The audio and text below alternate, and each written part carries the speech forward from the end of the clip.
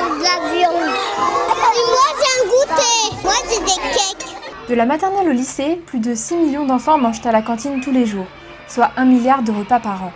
Qu'ils soient fabriqués sur place ou par une société extérieure, leur composition est très encadrée.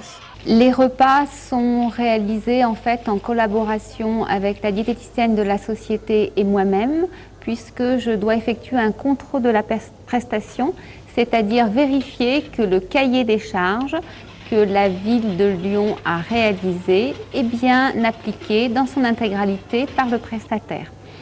Les menus sont à 5 composants. De quoi s'agit-il? Une entrée, un plat qui comprend ou de la viande ou du poisson ou des œufs, et un accompagnement. Et là, la règle est très simple. 2 fois par semaine des féculents, 2 fois par semaine des légumes verts. On ne peut pas déroger à cette règle. Ensuite, un produit laitier, du fromage ou un laitage. Et ensuite, un dessert, au moins 2 fois par semaine, un fruit cru. Ce que nous essayons, c'est qu'à chaque fois, chaque jour, dans chaque menu, il y ait au moins un composant du menu qui soit quelque chose dont on est sûr que les enfants l'aiment beaucoup. Proposer des repas équilibrés, c'est bien, à condition que les enfants les mangent. Inutile de mettre des légumes au menu s'ils n'y touchent pas. Alors comment les convaincre de terminer leur assiette ? Bien sûr que certains légumes verts sont très difficiles pour être appréciés des enfants. Néanmoins, il faut savoir que l'idée reçue qui dit qu'aucun légume vert n'est mangé par les enfants, ça c'est inacceptable dans la mesure où au quotidien on le constate dans les restaurants. Par exemple, à la ville de Lyon, les épinards hachés béchamel ont un score extraordinaire, ils sont très très bien consommés, on racle les assiettes.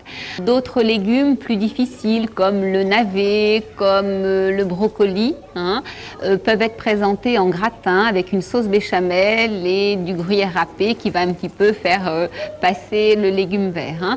Certains légumes verts aussi sont, je dirais, proposés sans aucune sauce, simplement accompagnés avec un peu d'huile et de sel, ce qui permet de redécouvrir le goût du légume.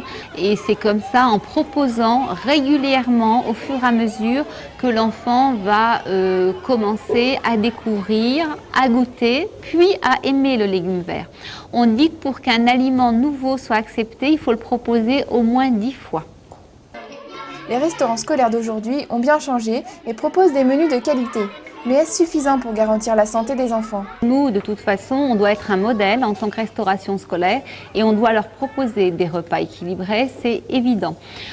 Au-delà, bien sûr, nous, c'est 4 repas par semaine.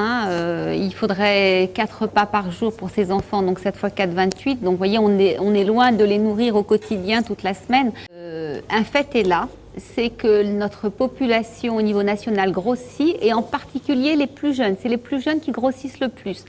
Je pense que au-delà de la nutrition, c'est dans notre société, les enfants bougent de moins en moins. Je pense qu'il faut surtout aussi inciter les enfants à faire beaucoup de sport et à limiter le grignotage. Si les menus de la cantine sont équilibrés, il faut que les autres repas de la journée ne comportent pas d'erreurs.